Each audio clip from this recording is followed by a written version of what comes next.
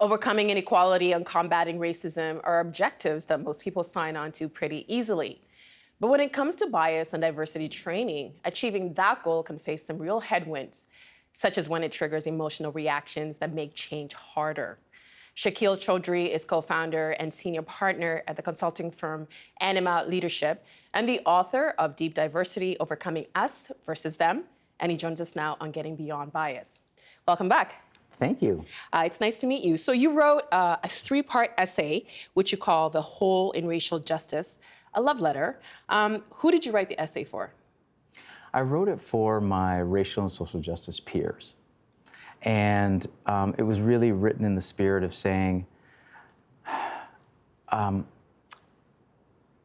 in order to improve our work, in order to innovate, in order to be more effective, really, we need to be able to not just talk about our strengths of what's working, but also be able to talk about our weaknesses and what's not. And so for me, this was really saying, look, we've got some cleanup and work in our own house to do in order to be more effective out there in the world. Well, how did you know that this was a conversation to have in the first place? Well, I've been involved in racial and social justice work for almost 25 years now. And I've experienced this for a long time in different ways. And one of the situations that has always stood out for me was actually right after 9/11. And it was a few days after 9/11, and there was a gathering at City Hall of people who wanted to do something, try to figure out what to do in response to this horrific attacks and the responses and the militarization and all these different things. And so the room, there's about 100 people, activists of all different stripes, anti-war, anti-poverty, feminists, environmentalists, all these different people. And pretty quickly, instead of sort of coming together, the room sort of fell apart. People started sniping at each other and criticizing the facilitators, who happened to be female and women of color who had given up their time to try to bring the community together. And the feeling was, we have no time to talk, we have to act.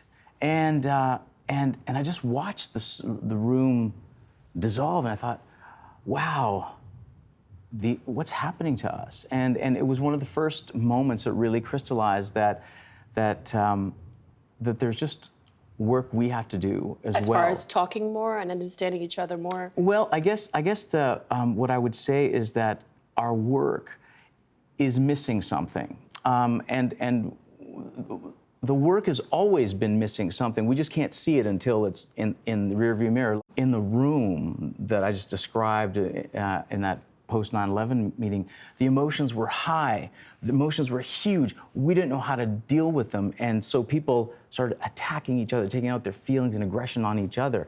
And so what I'm saying is that in our work, we actually have what I call a protest orientation, which is helpful in some cases, but not helpful in all cases. When you were here last time speaking to Steve about your book, Deep Diversity, back in 2015, you talked about unconscious bias. Mm-hmm. When people critiqued your work, what was the main criticism that you heard?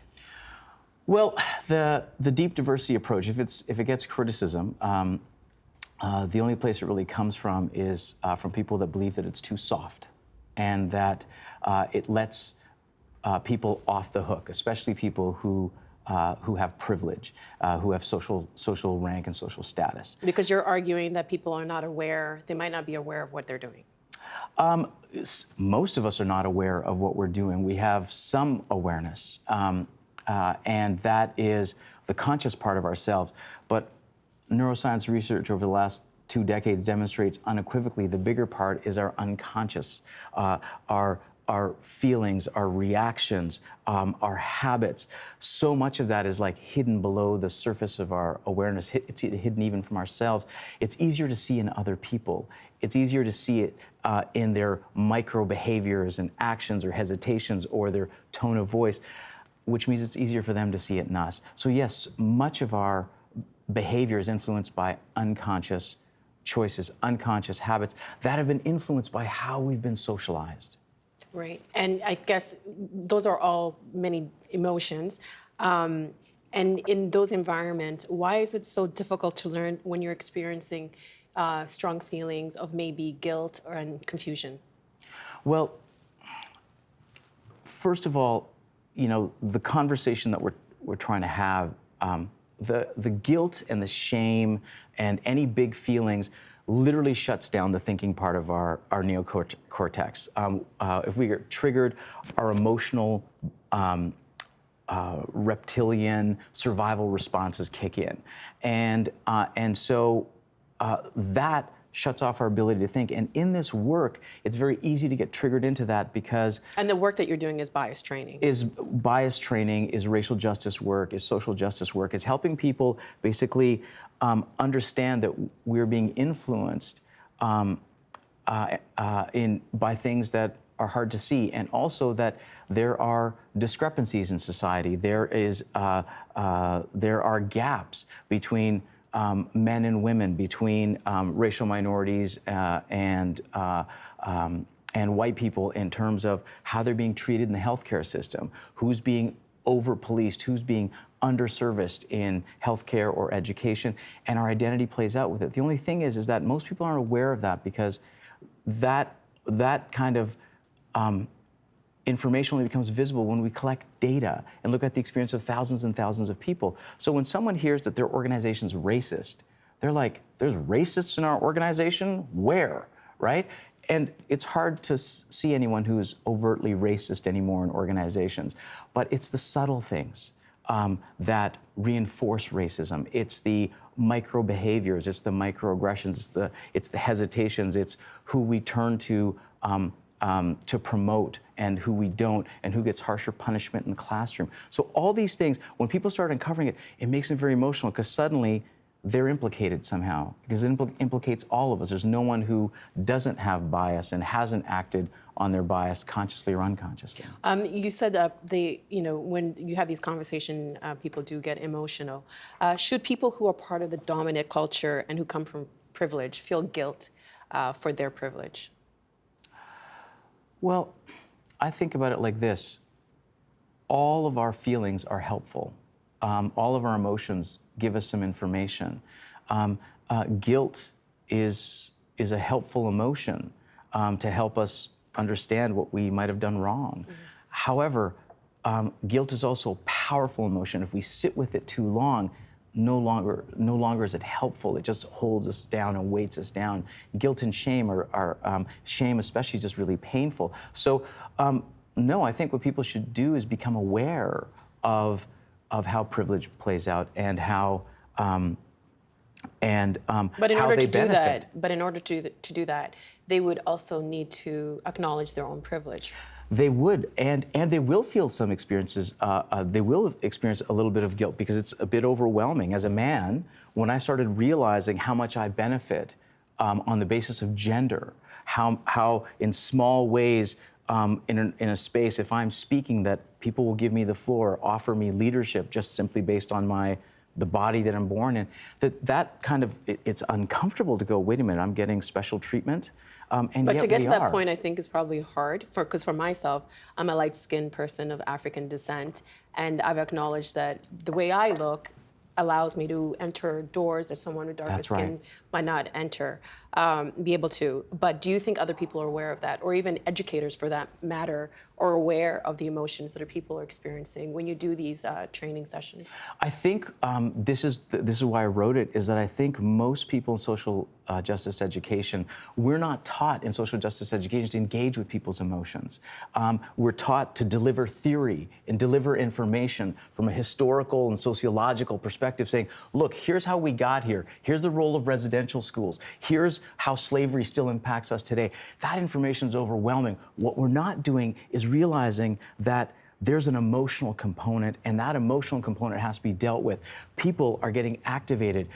Have we helped them understand that they're going to get activated? Have we helped them work through their triggers? Have we helped hold down the conversation? Do they trust us enough to go to these very uncomfortable places? And so what I'm arguing is that we need psychological literacy. We actually need to bring forward and practice it ourselves. We need to be empathetic ourselves. We need to be, as the Gandhian quote is, be the change we want to see in the world. But that's not easy, because that means we've got to deal with our own hurt places in order to, if we're educators, we've got to be able to hold the space for the transformation to occur.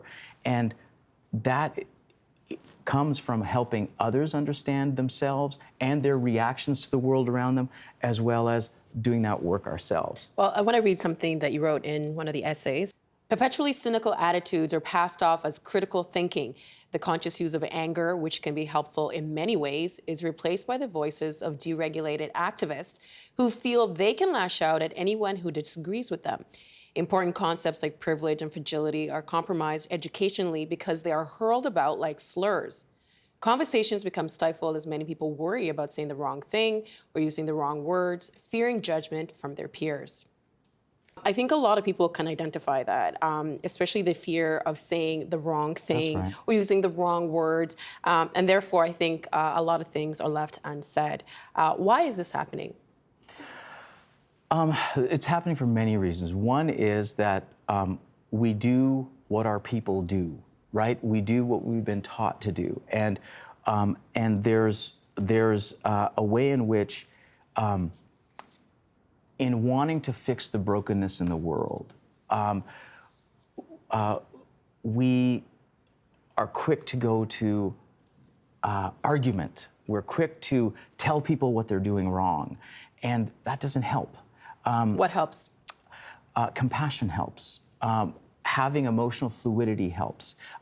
But I also want to address a few things because that's a big quote. But one of the things I want to say is that the conscious use of anger is really important. I don't want to dismiss, and I'm not saying that we need to control people's emotions. I'm saying we need to have more fluidity to understand our emotions and the emotions of others, and to be strategic, and to understand that there's certain things that are useful in certain places. Like, for example, Black Lives Matter, I think are the Martin Luther Kings and the Ella Bakers of this generation. But other people don't think that. But for the same reasons that the activists of old, they share the same principles. They are nonviolent. Black Lives Matter is incredibly powerful and incredibly effective. And they use strategies that are on the street strategies that are very emotional, very powerful, and basically holding institutions to account. Right? And that requires, that's the protest orientation that comes really from the left. This is what we do on the left a lot, and it's one of our strengths. That protest orientation is important, and it comes with shame and blame because you're saying, look, this isn't working well, and you need to wake up. And do you think why some people don't receive that message that they're saying? Exactly. People react to that because we're emotional. We get, whoa, that looks, when in fact, it's the exact same tactics that we admire from activists that we didn't have to deal with from generations ago, right? It was the same reaction. Martin Luther King wasn't super popular at his time period either, right? But what I'm saying, though, that's a strategy. You can't use that same protest orientation in a workplace setting with individuals. With individuals or for teaching purposes. And that protest orientation has actually moved into how we educate racial justice and social justice education, and that's the problem. Is that what you call a hybrid approach? Because you say that we need a hybrid approach to social justice education in order to be more effective. Yes. I think educators need to take more of an educator stance in this work, to pull from the ideas of the activists and pull from the ideas of the researchers who are based in social justice. But the job of the educator is to take complicated ideas and break them down to small pieces. And that also means taking complicated emotional ideas and breaking them down to small pieces so that people can learn at their levels. And so the hybrid approach is not just coming at this from an intellectual place and saying, you need to understand these ideas. It's actually from a relational place saying, let's teach you about the brain. This is going to evoke some emotion. Let's help you work with emotion so when we get to the harder stuff, you can actually deal with it. Well, your goal with this essay was to help people teach diversity training, and you identified some ways in which teaching can be improved. What are some of the ways that we can do this? Well, first of all, I think that our approach to teaching racial and social justice has to be much more grounded in evidence-based. What are strategies that actually work? Not just things that we think should work or beliefs, but what actually works. And there is a fair bit of research out there that says there's some things that work and some things that do not. So things that work include teaching about the brain, right? That helps both young students and adults engage with the idea that there's things that they've been socialized in that their brain is predisposed to that's going to create certain ways of understanding the world and certain ways in which you're going to see and generally in North America, there's a reason why if you have a white-sounding name, there's a 40 to 50% higher chance of a callback for an interview. Well, most people aren't aware of that, right? That's how we've been socialized to centralize whiteness and white names, or that male-sounding names on resumes are ranked higher than female-sounding names. Those are all sort of ways that our brain has been integrated with the socialization process, and it's not our fault, but it is our responsibility. So teaching about the brain works. Teaching social and emotional literacy, what I call psychological literacy, is important, and it helps. Teaching political literacy, the idea that we're here because of residential schools. We're here because of the legacies of colonization. We're here because of Anglo dominance in white Anglo-Saxon Protestant dominance in this part of the world, that there are legacies. So we have to have that political history as well. And lastly, is I think this has to be rooted in relationships. It has to be rooted in, as educators, helping people build stronger relationships with themselves, with each other, with our communities, especially across our differences. We can't build bridges across differences with just ideas. We have to do that through being able to work with our emotions, being able to deal with our nervousness, being able to deal with our fear, to be able to deal with our uncertainty, to be able to ground ourselves, to manage our triggers. These are ways in which this helps us then really bridge the differences, especially when it gets hot, meaning when we disagree, when someone says, you know what you did really hurt me, what your people did really hurt me. If I can't hold that and I get reactive and defensive, I've just shut down the possibility for a bridge to be built. So we need the emotional tools and the political tools. I'm not saying any babies need to be thrown out with bathwaters. I'm saying that the politics and the way that we did it is a bit like iron. It's strong, but iron on its own is brittle. We don't use it to build bridges anymore. But the hybrid is when you take iron and make a hybrid of an alloy of it, and steel is much more resilient. And it right? sounds like you're saying to keep the conversation going always. We have to keep the conversation going, especially at this time where the world, we're at a time of authoritarians, we're at a time of dictators, and it's very easy to get polarized into us and them, the good people, the bad people, Republicans, Democrats, conservatives, NDP, liberals, whatever it might be. And we actually need to keep the conversation going. Otherwise, democracy itself is at risk. Shakil, thank you so much for being here tonight and for sharing your insights. We appreciate your time. It's great being here, Nam. Thank you. Thank you. The Agenda with Steve Paikin is brought to you by the Chartered Professional Accountants of Ontario, helping businesses stay on the right side of change with strategic thinking, insightful decisions, and business leadership. Are you on the right side of change? Ask an Ontario CPA.